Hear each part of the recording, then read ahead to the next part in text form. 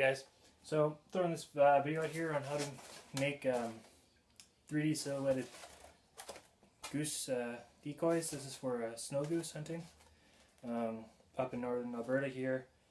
Season for spring snow goose hunting opened up this year. I've never hunted goose before, and I don't even know if I've been told they come around here, but I wasn't. I don't want to go out and buy $200-300 worth of decoys just to find out that they're nowhere near here and I gotta travel way down south. So I figured I'd make a bunch of these, and if these don't work, there's nothing here, then I can always spray paint them to make them look like Canadians.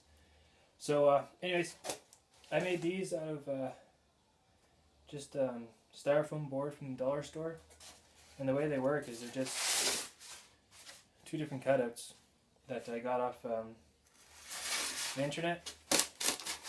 And basically, I just Googled snow goose, or just goose silhouette patterns, and so I got a couple of those. The guys will, that's the body. Some guys will have patterns, their own patterns that you can copy and print out, and so you don't have to buy these online, have them shipped to you. You can make your own in a matter of minutes. I just used the paint program, and based with that, you just enlarge it on your program, and then you go to page preview or print preview, and it'll show you all the different pages of your decoy and how many pages it's going to take, and then you just print them all out, cut them, and then you just tape them all together, and you get your decoy print out or silhouette. And I made 4 different kinds. This is kind of a century type idea.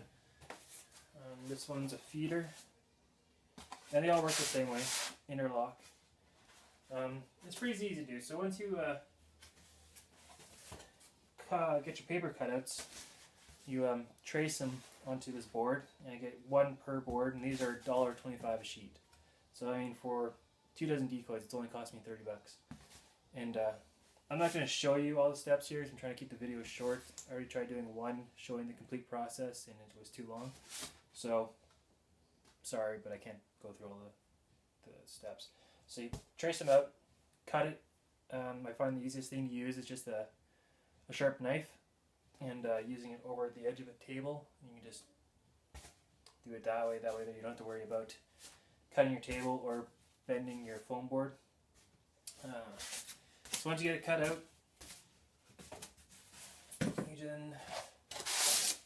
you have to make your slits, right?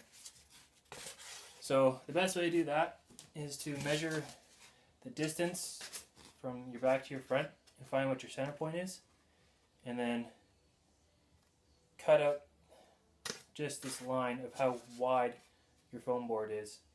So on the body, the main body, I went from the middle back, and then on the second body part, I went from the middle front.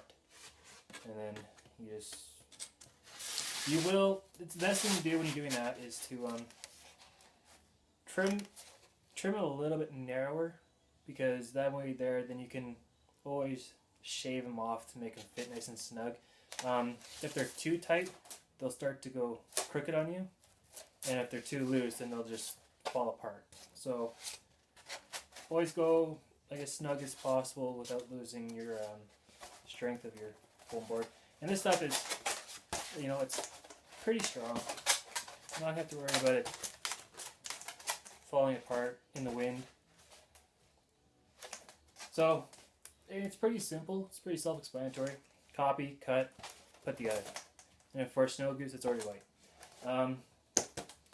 For the black feather look, and what I did with that is I just made my own decal, or stencil, I guess you'd call it, to kind of look like a generic snowbird, that, and then just put over top and spray paint, and there you go. And then because it's a 3D silhouette, what you want to do after that is, once you have that stencil spray painted, is you want to go and then make the second piece. I did that with a marker. Better just to try to freehand it, that way there you'd always know that your lines are going to match up. Because that way there, if a goose is coming from the left or the right, they're going to see those black wingtips, right? And if they go from the top, then they see it. But, so yeah, you may want to do that to yours. And then for anchoring this, I just used a hanger. And the way I did that was took this hanger and I made that little bend right there. And so what that allows is your decoy slides on, and because it's this bend, it doesn't hit any of the foam, and so your decoy is free to spin on this, giving it a more live effect. So I'll show you that there. And when you're putting these on, don't force them in, because you can rip through the paper, and the paper is what really gives the foam its strength. Without the paper, it doesn't stand up as well. So when you're putting these in, just take your time.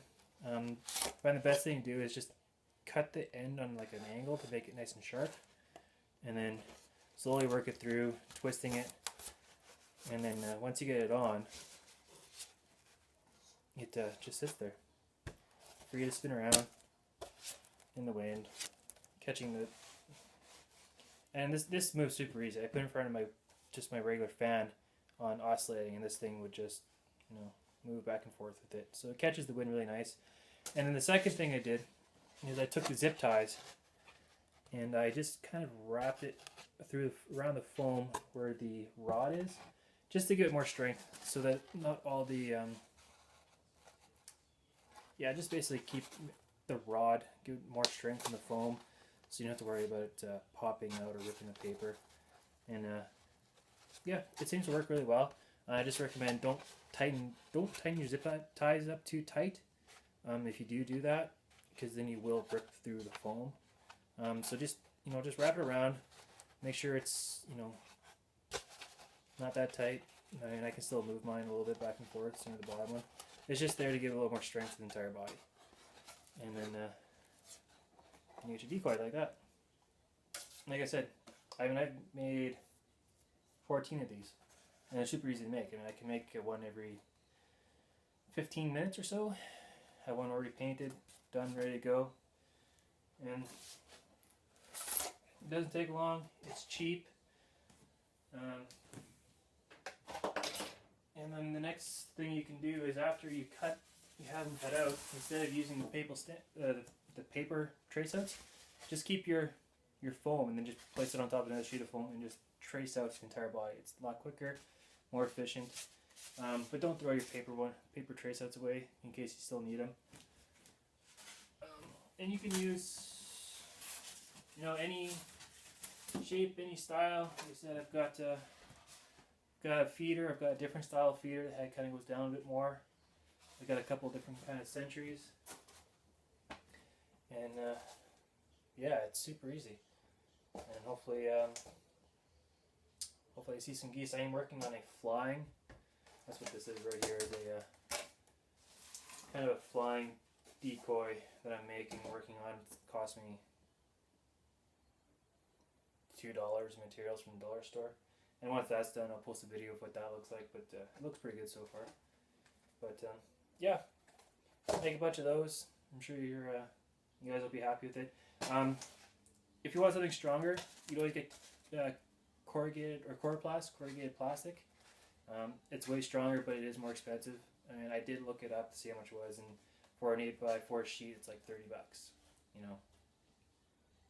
And that may make you 3, maybe 4 decoys. Probably 4 decoys for sure. But $30 for 4, $30 for 24, right? These break, just go buy another sheet, $1.25. But you can always slowly upgrade them with coroplast or with hardboard, and so they last longer. Oh, and second thing is, once you have these all made out, just buy a can of doesn't matter what the brand name is, but silicone waterproofing spray, and it won't harm your decoy at all. All it will do is make it waterproof. so that if the wind picks up and sprays them with water, it's not going to ruin it. It's not going to ruin the paper. And just make sure you get all the edges where your foam and paper is exposed well, because I find that those are the real trouble areas, because as soon as your paper starts to delaminate off the foam, then it basically loses a lot of its strength. You may as well make a new one. So this waterproofing keeps the paper on, keeps the glue nice and strong, and this stuff's $14, and I can do pretty much all my decoys with it, if not another 24. There's a lot to it. You don't need to spray it heavy. If you don't want to use that, you can also use Minwax, clear coat Minwax. It takes longer to dry, but it does the same job. And it's also messier. So that's my video on snowbird decoys. I'd like to have got into it a little bit longer, but more detailed, but the videos just won't allow me to do that because they're too long, and YouTube doesn't like that.